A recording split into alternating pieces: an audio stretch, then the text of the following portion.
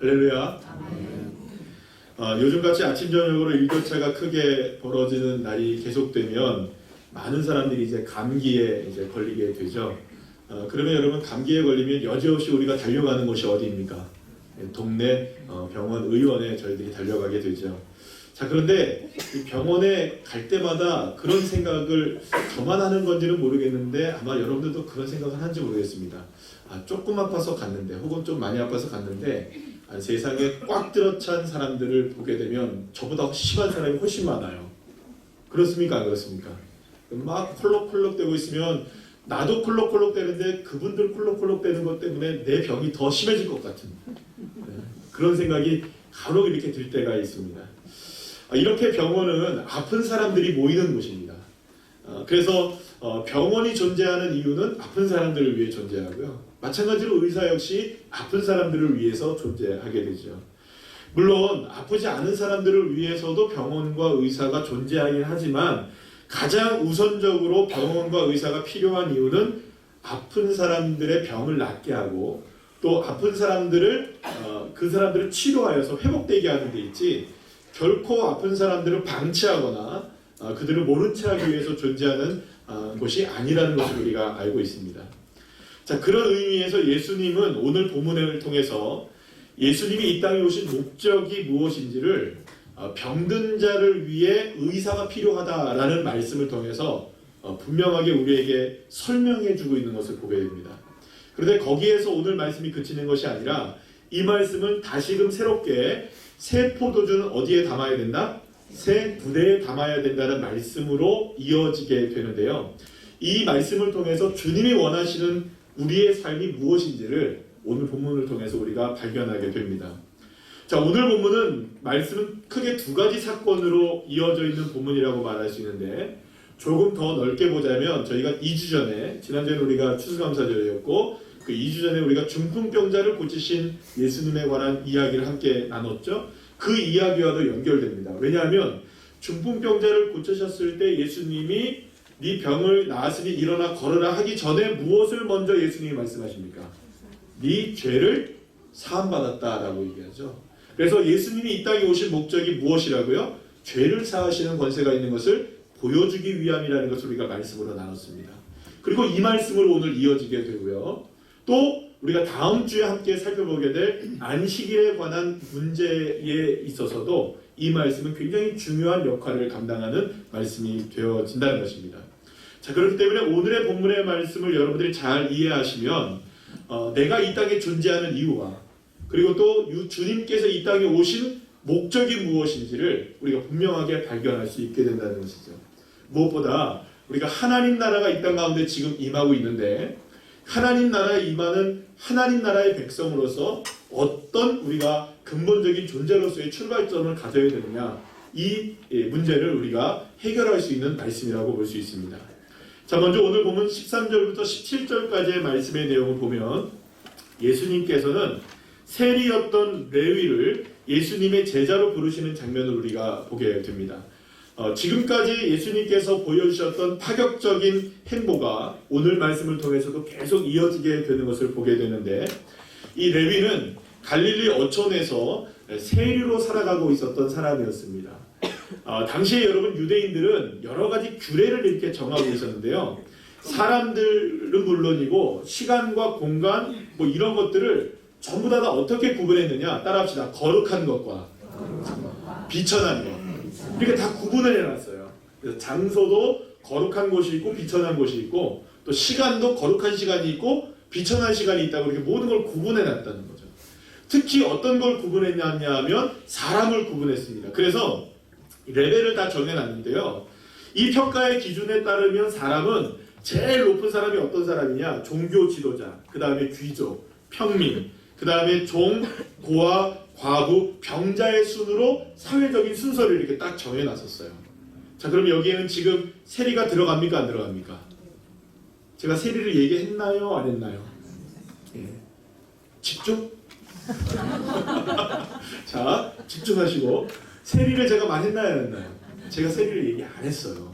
그 무슨 말이냐면 세리는 아예 사람 취급도 받지 않았다는 거예요. 그러니까 다시 말하면 그 병자를 제일 밑에 순으로 놨거든요. 유대인들은요. 그래서 사실 여러분들 신천지 같은 곳에서는요, 여러분 굉장히 차별이 심합니다. 왜냐하면 좀 몸이 아프거나 나이가 드신 분들은 신천지에서 안 받아줍니다. 가실 생각도 하지 마세요. 예. 그러니까 뭐 예를 들어서 몸이 좀 질병이 있거나 나이가 들면 받아주진 않습니다. 예. 그러니까 이해가 안 되죠. 예. 신천지는 모든 게 다 신천지인데 왜 그거를 안 하나 몰라요. 근데 어쨌든 간에 중요한 거는 뭐냐면 이러한 구분에 따르면 결과적으로 보게 되면은 유대인들의 사람을 기준으로 하는 기준에 따르게 되면 이 세리는 아예 죄인들과 함께 취급이 되어서요, 사람 취급도 못 받는, 그러니까 천하디 천한 존재가 누구였느냐? 이 세리라는 세금을 걷는 사람, 이 세리였다는 것이죠. 세리가 이렇게 천한 존재로 여김을 받았던 것은 그들이 유대인에게서 세금을 걷어다가 당시에 이스라엘을 식민 지배하고 있었던 로마의 배를 불리게 했던 사람이었기 때문에 앞장서서 이 사람들이 매국노의 짓을 했다라고 얘기했기 때문에 이스라엘 백성들이 너무나 혐오하고 싫어했던 존재가 이 세리였습니다. 자, 그런데 여러분, 그럼에도 불구하고 세리를 무시할 수 있나요, 없나요? 정말 싫은데 무시할 수 없는 거예요. 왜냐하면 그들에게 뭘 내야 하니까. 진짜로 세금을 내야 하면 좀 잘 봐주면 어떻게 합니까? 세금을 좀 깎아주는 일들이 있으니까 안 입고 와도 어떻게 해야 됩니까? 사람들이 세리 앞에서는 이제 잘 보이려고 노력을 했던 거예요. 그러면 여러분, 그렇다면 세리는 친구가 있었을까요, 없었을까요? 친구가 없었어요, 여러분. 왜냐하면 정말로 사귀기 싫어했거든요, 사람들이. 그래서 여러분 나중에 보시면 성경 중에 삭개오라는 사람 나오죠. 삭개오라는 사람도 세리였는데 친구가 없었다고 나와요. 친구가 없었다고. 물론 오늘의 본문에 보면 여기 이제 죄인들과 친구들이 나오게 되는데 아마도 그 친구들은 전부 다 세리였던 것이라고 이렇게 보여지게 됩니다. 어쨌든 간에 외롭게 살아가는 사람이 바로 이렇게 레위였던 것입니다. 그런데 예수님께서 갈릴리의 어촌으로 다시금 들어가셔서 바닷가를 지나고 있을 때 알페오의 아들이었던 레위가 세관에서 앉아있는 모습을 보게 되었던 겁니다. 그리고 예수님께서 그렇게 세관에 앉아있던 레위를 바라보시면서 딱 한마디 하십니다. 더도 말고 덜도 말고 딱 한마디를 하십니다. 따라합시다. 나를 따르라. 이 말만 하신 거예요. 자, 그렇다면 여러분 한번 생각해 볼까요? 여러분, 레위라는 이름은 어디서 많이 들어본 이름이죠. 특히 어디서 들어보신 이름입니까? 레위. 지파, 그죠? 12지파 가운데 하나가 레위잖아요. 그러면 여러분, 이 레위라는 그 알파오의 아들 레위가 레위 지파 소속이었는지는 우리가 정확하게는 알 수 없지만 아마도 레위라는 이름을 쓴 것으로 봐서는 아마 이 사람이 레위 지파 출신이라는 것으로 우리가 생각해 볼 수 있습니다. 자, 그러면 레위인들은 어떤 사람들이었느냐? 따라합시다. 하나님을 기업으로 삼는 자. 하나님을 기업으로 삼았기 때문에 이들에게는요, 땅이 주어지지 않아요. 그 레위인들은 땅이 없습니다. 오직 누구만이 기업입니까?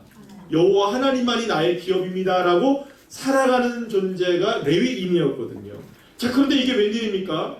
여호와 하나님을 기업으로 삼고 오직 주님만 바라봐야 할 이 레위가 로마의 권력자들을 기업으로 삼고 레위라는 이름에 먹칠을 하고 살아가고 있었으니, 여러분, 이 레위라는 사람은 얼마나 여러분들 세상 사람들을 향하여서 비난을 받고 있었을까요? 이름조차 그 레위가 아니었다면 모를까? 이름이 레위였는데 레위인답게 살지 못하는 자신의 삶을 보고 있었던 것입니다.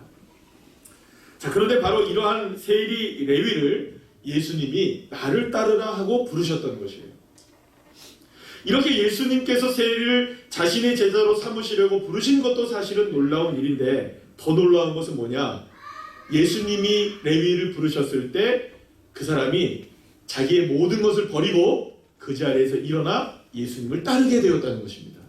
자, 그렇다면 어떻게 이런 일이 가능했던 것일까요?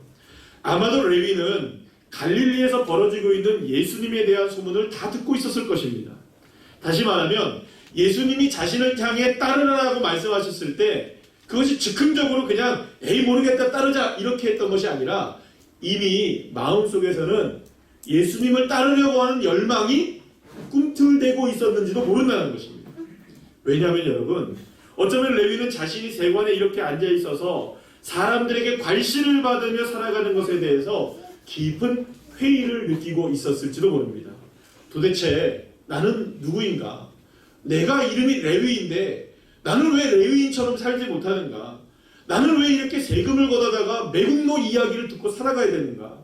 언제까지 나는 이렇게 사람들에게 멸시를 받으며 사람 취급도 받지 못하며 살아가야 되는가? 여러분 이런 거 고민 안 해봤겠습니까? 그런데 바로 그때 예수님께서는 레위를 부르셨던 것입니다.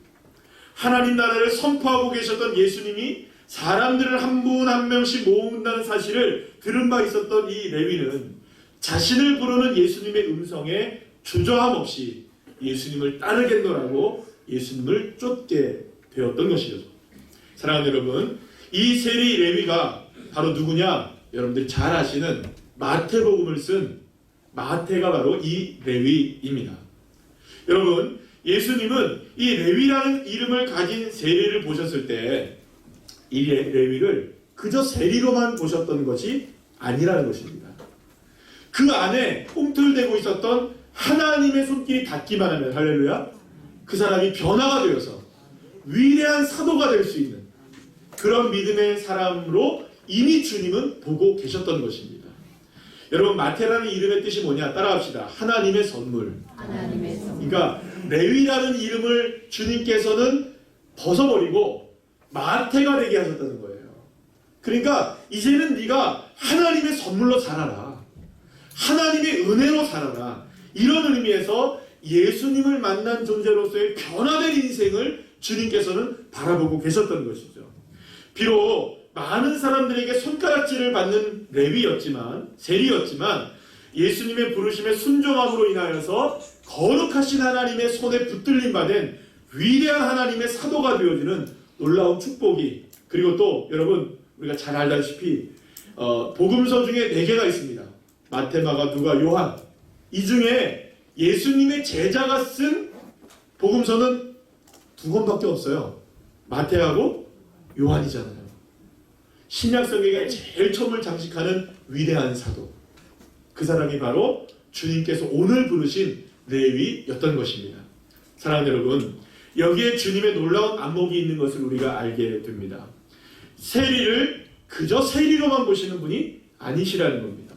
여러분, 예수님께서 베드로를 부르셨을 때 베드로를 업으로 부르신 걸까요? 하나님의 사람으로 부르신 걸까요? 그렇죠.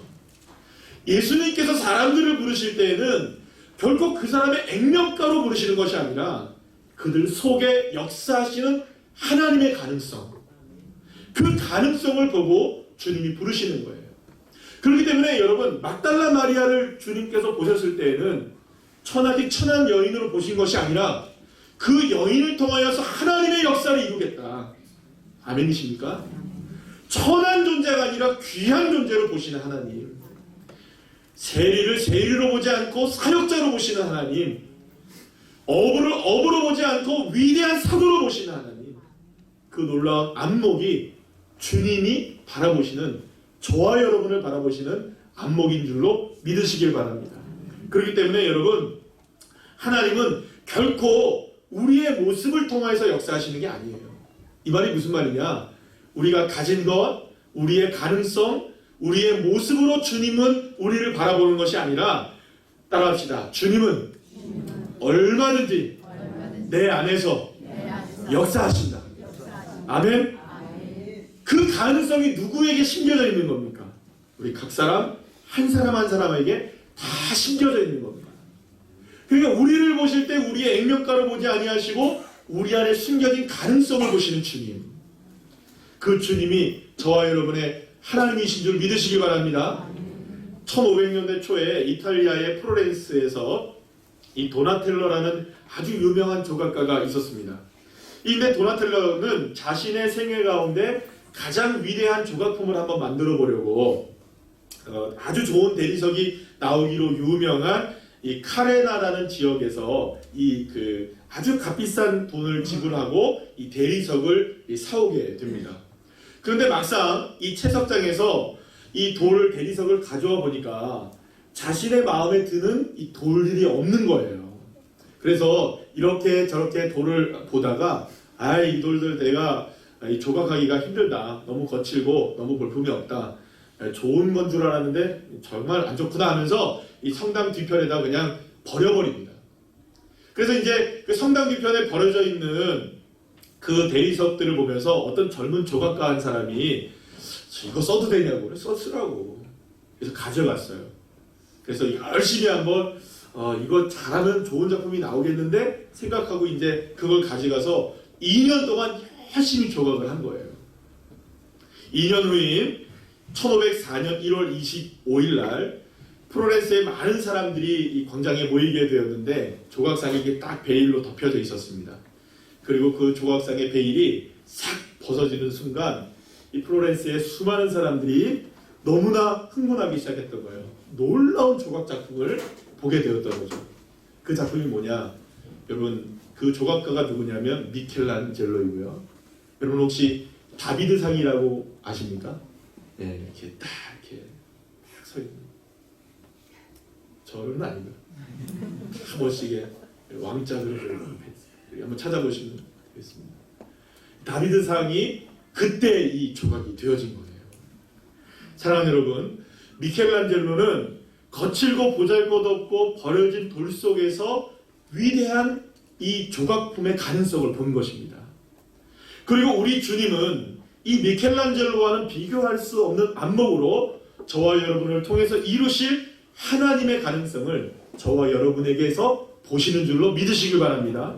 자, 그래서 오늘 본문 17절 말씀을 보시면 예수님이 이렇게 죄인과 같이 세리와 함께 먹고 마시고 계시고 이 세리를 부르신 이 예수님에 대해서 바리새인들과 서기관들이 비난하고 있을 때 오늘 보면 17절 말씀에서 다음과 같이 말씀하십니다. 다 같이 읽어볼까요? 시작.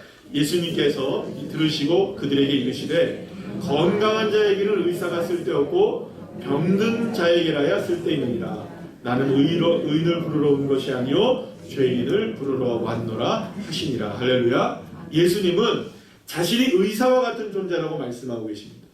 아프고 소외되고 치유가 필요하고 회복이 필요한 사람들을 고치시고 가능성이 없는 사람들에게 가능성을 새롭게 부어주시기 위해서 의사와 같이 고치시는 존재로 새롭게 바꾸시는 존재로 주님이 이 땅에 오셨다 말씀하고 계시는 것이죠.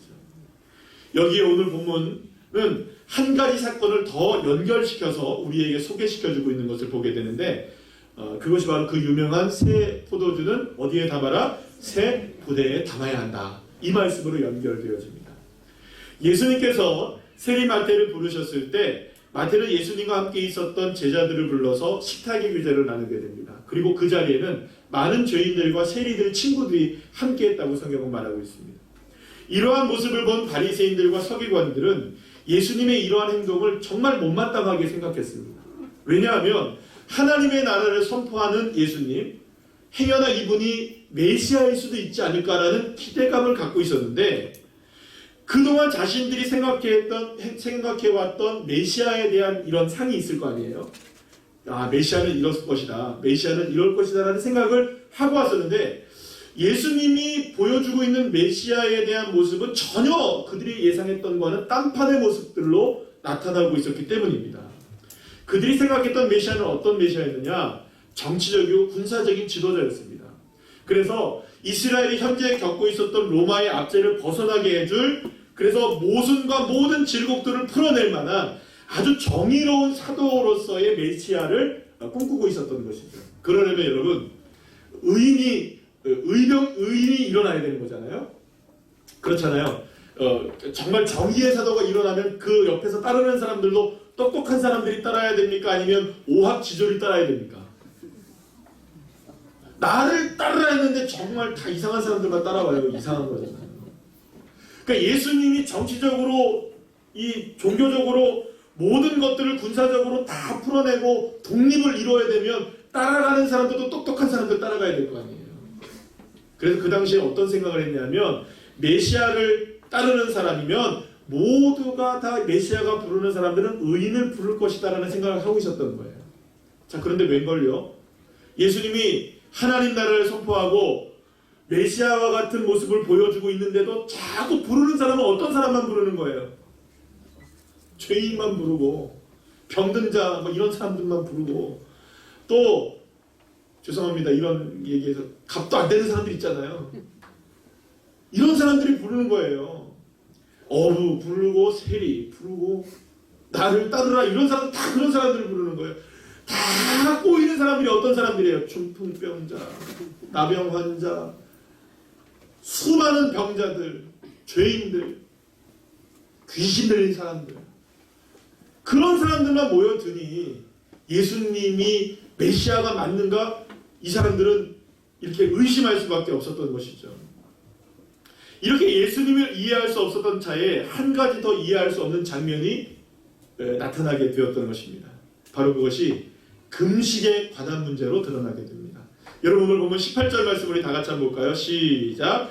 요한의 제자들과 바리새인들이 금식하고 있는지라 사람들이 예수께 와서 말하되 요한의 제자들과 바리새인들의 제자들은 금식하는데 어찌하여 당신의 제자들은 금식하지 아니하나이까 이렇게 묻습니다. 여러분 사실은 이 구약 성경에 금식이 요구되는 경우는 1년에 딱 한 번이었습니다. 언제냐면 대속죄일 그날에 금식을 하게 되는데요. 이 금식을 통해서 어떤 일을 하게 되냐면 음식을 먹지 않음을 통해서 몸과 영혼에 고통을 가하게 되고요. 그래서 주님 앞에 내가 정말로 내가 당해야 될 고통을 주님이 당하십니다라는 내 죄를 용서해 주세요라는 회개의 마음으로 죄를 씻는 것이 바로 이 속죄일로서의 금식을 하는 경우가 있었던 것입니다. 이를 통해서 우리가 알 수 있는 성경적인 금식의 의미는 참회의 고행과 그를 통한 죄로부터의 정결이라고 말할 수 있습니다. 그래서 사실은 이 금식은 율법으로 정해진 것이 아닙니다. 여러분 금식은 율법이 아닙니다. 그러니까 뭐 금식해라 이런 것이 율법으로 정해진 것이 아니라는 걸 여러분들 아셔야 되고요. 그런데 율법으로 정해지진 않았지만 특별히 참회가 필요하거나 물론 저도 마찬가지고 여러분들도 그런데 어떤 긴급한 문제 그리고 위기에 처했을 때 하나님을 향해서 정말 도우심을 간구할 때 우리는 뭐합니까? 먹는 것도 끊고 기도하는 거죠. 먹는 것도 끊고 먹을 시간에도 뭐 하자는 겁니까? 주님께 기도하자는 거죠. 그래서 하나님의 자비하심을 간절히 구할 때 사람들은 금식을 통해 주님 앞에 나가게 되고 자신의 소원과 소망을 주님 앞에 기도하게 되죠. 자 그런데 예수님 당시에 있었던 그때에는 이 금식이 매우 보편적으로 이루어졌던 것으로 보입니다. 특히 이 바리새인들은요 일주일에 2번 정도는 꼭 자발적으로 금식을 합니다. 그래서 월요일하고 대부분 이제 목요일날 이제 금식을 하게 되는데요. 이렇게 이제 바리새인들이 금식을 했던 것은 뭐냐면 어떻게 하면 내가 경건하게 살까? 어떻게 하면 내가 주님의 은혜 가운데 살까? 하나님의 은혜 가운데 살까? 어떻게 하면 내가 말씀을 실천하며 살까를 이렇게 고민하면서 이제 종교적인 관습으로 이렇게 자리를 잡게 된 것이 바리새인들의 금식이었습니다. 자 그런데 이게 시간이 오래 지나다 보니까 월요일만 되면 뭘 하는 겁니까? 금식을 하는 거예요. 목요일만 되면 금식을 하는 거예요. 그러니까 이 바리새인들이 어떻게 하냐면 자기가 금식하는 것을 사람들이 알아야 됩니까? 몰라야 됩니까? 그래가지고 어디서 금식을 하냐? 집에서 하면 되는데 금식을 어디서 하냐? 시장 바닥에서 금식을 해요. 그래가지고 괜히 막 머리 풀어헤치고요. 막 슬픈 기색을 띠고 배고파 막 이러고 있어요. 뭐 하세요? 금식하지 이러고 있는 거예요. 그러니까 사람들이 보면서 이 사람이 지금 뭐 하고 있다? 금식하고 있는 거를 볼 수 있고 알 수 있도록 누가 봐도 금식하는 거예요, 이 사람은.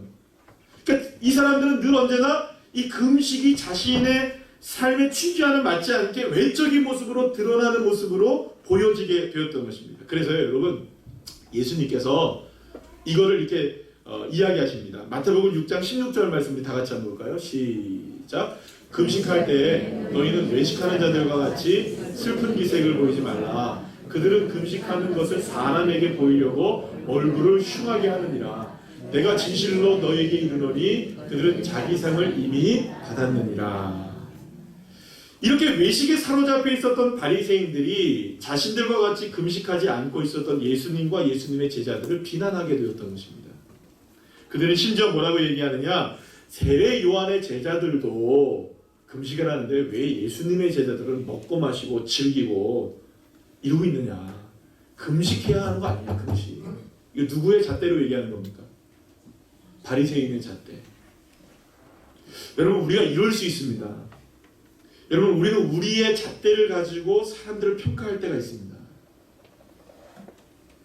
그것이 좋은지 아닌지도 모른 채 그저 예전부터 그렇게 해왔기 때문에 그런 경우들이 있어요. 여러분, 조심하셔야 됩니다. 어쨌든 중요한 건 뭐냐면 이 예수님을 비난했던 바리새인들의 비난은 자신들과 같이 하지 않기 때문에 대한 이 비난이 쏟아지게 되었던 것이죠. 이에 대해서 예수님이 오늘 본문을 통해서 세 가지 비유를 말씀하시는데요.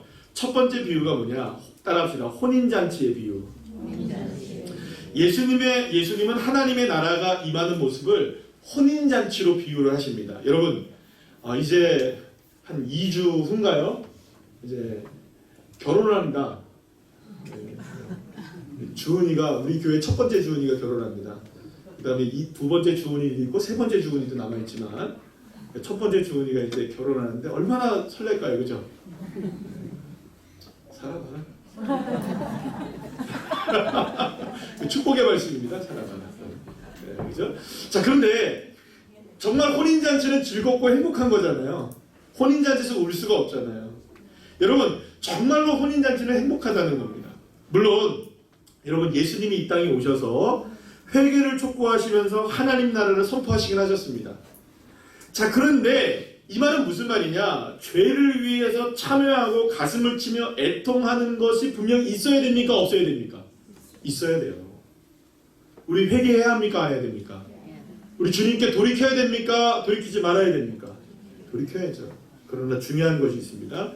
가슴을 치며 회개를 해도 날마다 가슴 치고 있으면 됩니까? 안 됩니까? 터집니다. 이게 아파요. 가슴 치면서 계속 있으면 안 돼요. 가슴 치며 회개했으면 나가서 뭐 해야 합니까? 내 죄를 용서받음에 대하여 감사하고, 할렐루야, 기뻐하며 사셔야죠. 여기서는 회개하고 나가면서 주님 잊어버리셨을지 모르니까 다시 가서 회개하고, 또 나가다가 잊어버리셨을지 모르니 다시 회개하고. 여러분, 날마다 슬퍼하면 되겠습니까? 안 되겠습니까? 우리를 구원하신 예수님의 보혈의 능력은, 정말 십자가의 그 고통은 모진 고통이기에 정말 슬픈 일이지만 그분의 슬픔이 우리에게 기쁨이 된 겁니다. 그래서 여러분, 예수님이 말씀하시고자 하시는 건 뭐냐면, 회개했다면, 따라합시다, 변화되어라. 회개했다면 변화돼야죠. 슬펐다면 기뻐져야죠. 언제까지 슬픔에 머물러 있을 거냐는 것입니다. 그러니까 예수님의 말씀은 새로운 삶으로 나아가라는 겁니다. 회개했다면 이제는 새로운 삶을 살아라. 새로운 인생이 되어라. 이제는 주 예수님과 함께 잔치의 삶을 살아라. 할렐루야. 이걸 이야기하고 계시는 것이죠. 그렇기 때문에 예수님의 이 비유의 말씀은 이제는 더 이상 금식하지 말라 이런 말씀이 아니라 금식보다 더 중요한 거 있다. 뭐냐? 하나님의 은혜 가운데 있음을 믿고, 할렐루야, 하나님이 나와 함께 하심을 믿고, 어떠한 상황에서도 주님 때문에 기뻐할 수 있고, 어떠한 상황에서도 주님 때문에 즐거워할 수 있는 인생. 주님이 십자가를 지시고 우리의 모든 질고들을 다 감당하셨기에 그것이 우리의 죄이긴 하지만 주님 그래서 감사합니다. 이 믿음으로 살라는 것입니다. 사랑하는 여러분, 저와 여러분은 하나님 나라 안에 있는 줄로 믿으시길 바랍니다. 비록 우리의 삶이 여전히 고단합니다. 여전히 힘듭니다. 그러나 여러분, 한 가지 분명한 것이 있어요. 모든 지각에 뛰어난 하나님의 평강이 그리스도 예수 안에서 너의 마음과 생각을 지키시리라. 믿습니까? 주님이 지키시는데 기쁩니까? 안 기쁩니까? 여러분, 우리 집안에 우리 집안에 예를 들어서 생각해보세요. 우리 집안에 새콤을 달아놨다고 생각해보세요. 든든합니까? 안 든든합니까? 없으니까 모르죠. 우리 집에도 없어요. 예를 들어 생각해봅시다. 새콤이라도 달아놓고 뭐라도 달아놓으면 여러분 든든한 게 있잖아요. 뭔가가 나를 지켜주고 있다고 생각하니까. 여러분, 주님은 새콤보다 못하십니까? 주님은 여러분, 새콤은 여러분 문제가 생기면 달려오지만 하나님은 문제가 있기 전에 우리와 함께 계십니다. 아멘. 믿습니까? 아멘. 여러분, 그러니 우리가 기뻐할 수 있는 거죠. 아멘. 이러한 관점에서 남은 두 비유가 이어지는데요. 하나는 낡은 옷에 헤어진 곳을 깁기 위해서 새천을 대면 어떻게 되느냐 이겁니다. 여러분, 낡은 옷에 새천을 대서 수선을 하나요? 아니면 낡은 옷은 낡은 천을 대나요? 왜 그럴까요? 새천을 대면 이게 잡아 당겨가지고 결국엔 낡은 천이 낡은 옷이 헤어지게 되는 거예요. 그러면 둘 중에 하나 선택해야 돼요, 여러분. 낡은 옷을 계속 낡은 옷으로 입을 것이냐, 낡은 옷을 이제 아예 무엇으로 바꿀 것이냐, 새 옷으로 바꿀 것이냐. 여러분 같으면 어떻게 하시겠습니까? 새 옷으로 바꿔야지. 새 옷. 새 것, 새 것. 그 비유가 이제 그 다음번의 비유로 이어지게 됩니다. 두 번째 비유로. 당시 팔레스타인 지역에서는요, 염소 가죽으로 이게 가죽 부대로 만들어서 물이나 포도주를 담는 도구로 사용했는데요. 그런데 이 부대가 낡아지면 얇아지고 신축성을 잃게 돼서 쉽게 터졌다고 합니다. 그런데 만약에 이런 낡은 부대에 새 포도주를 만약 집어넣게 되면 포도주가 가만히 있으면 되는데 포도주는 어떻게 됩니까? 발효가 되잖아요. 가스가 나오잖아요. 그러면 낡은 부대가 어떻게 될까요? 펑 터져버리는 거예요. 그러면 포도주도 버리고 가죽 부대도 버리게 되는 거예요. 이게 참 어리석은 행동이었다는 거죠. 사랑하는 여러분, 예수님께서 하시는 말씀을 귀 기울여 잘 들으셔야 됩니다. 예수님께서는 새 포도주를 담으려면 낡은 가죽 부대를 버리라고 말씀하고 계세요. 새 포도주를 위해서라도 낡은 것은 버려라는 겁니다. 왜냐하면 예수님의 오심이 바로 이와 같다는 것을 말씀하고 있는 겁니다. 예수님은 이 땅에 하나님 나라의 질서를 시작하신 분이십니다. 새로운 것을 가지고 오신 분이십니다. 이전에 낡은 것들을 버리고 새로운 가치로 살아가야 되는 인생이 누구냐? 하나님 나라의 자녀들이라는 것이죠. 사랑하는 여러분, 저와 여러분 모두는 이제 예수님의 은혜로 하나님의 새로운 백성이 된 줄로 믿으시길 바랍니다. 비록 우리가 바라보는 우리의 모습은 여전히 변한 건 없어 보이고, 여전히 문제가 많아 보이고, 여전히 낡아 보이고, 여전히 가능성이 없지만, 그래서 우리가 실패와 절망 가운데 있는 것 같아 보이긴 하지만, 그래서 주님이 우리에게 오신 겁니다. 주님이 우리에게 오셔서 저와 여러분 안에 착한 일을 시작하신 거예요. 빌립보서 1장 6절 말씀 볼까요? 시작! 너희 안에 착한 일을 시작하신 이가 그리스도 예수의 날까지 이루실 줄을 우리가 확신하노라. 할렐루야. 그렇기 때문에 저와 여러분에게 하나님의 이루실 일을, 우리가 상상할 수 없는 일을 주님이 이루시겠다. 왜냐하면 저와 여러분이 이전의 낡은 옛사람을 변화시켜서 저와 여러분을 새로운 피조물로 만드시기 때문이죠. 고린도후서 5장 17절 말씀 읽어볼까요? 시작! 그런즉 누구든지 그리스도 안에 있으면 새로운 피조물이라 이전 것은 지나갔으니 보라 새 것이 되었도다. 에베소 4장 22절 24절 말씀 다 같이 읽어보겠습니다. 시작! 너희는 유혹의 욕심을 따라 썩어져가는 구습을 따르는 옛사람을 벗어버리고 오직 너희의 심령이 새롭게 되어 하나님을 따라 의와 진리의 거룩함으로 지으심을 받은 새 사람을 입으라. 할렐루야. 사랑하는 여러분, 예수님은 저와 여러분 안에 새 하나님의 일을 창조하셨습니다. 새 사람을 만들고 계시는 겁니다. 왜냐하면 주님이 내 안에 들어오시기 때문이죠. 그런데 여전히 나라고 하는 낡은 가죽 부대를 붙잡고 살아가는 겁니다. 터져버릴 수밖에 없는 그 낡은 가죽 부대를 그저 낡았지만 내 것이니까, 여태까지 내가 갖고 있었던 것이니까 버리지 못하고 있는 겁니다. 주님은 그런 우리들을 향해 나는 너를 새 것으로 바꾸고 싶은데 왜 너는 여전히 낡은 것을 붙잡고 있느냐라고 말씀하고 계신 것이지. 내가 네 안에서 새로운 일을 이루고 싶은데 여전히 옛것, 낡은 것 붙잡고 있으면서 마음으로는 말로는 뭐 하는 겁니까? 계속 나 새 것 되고 싶어요. 나 변화되고 싶어요. 나 새로워지고 싶어요. 그럼 주님이 딱 한 말씀 하시는 겁니다. 말로만? 말로만. 사랑하는 여러분, 낡은 가죽 부대는 버리셔야 합니다. 주님이 들어오셔서 우리를 새롭게 만드시길 원하시고 계십니다. 여러분, 우리가 너무나 잘 아는 말씀, 갈라디아서 2장 20절 말씀, 우리 다 같이 시작. 내가 그리스도와 함께 십자가에 못 박혔나니 그런즉 이제는 내가 사는 것이 아니요 오직 내 안에 그리스도께서 사시는 것이다. 이제 내가 육체 가운데 사는 것은 나를 사랑하사 나를 위하여 자기 자신을 버리신 하나님의 아들을 믿는 믿음 안에서 사는 것이다. 할렐루야. 사랑하는 여러분, 내 안에 예수님이 사십니다. 내 안에 계신 예수님이 저와 여러분을 새롭게 만드시길 원하시고 계십니다. 그렇게 이끌어가길 원하시고 계시고 인도하고 계시는 것입니다. 그런데 여전히 나는 낡은 내 가죽 부대를 부여잡고 살아가는 거예요. 만약에 저와 여러분이 여전히 내 가죽 부대를 붙잡고 살아간다면 예수님이 나를 따르라고 레위를 부르셨잖아요.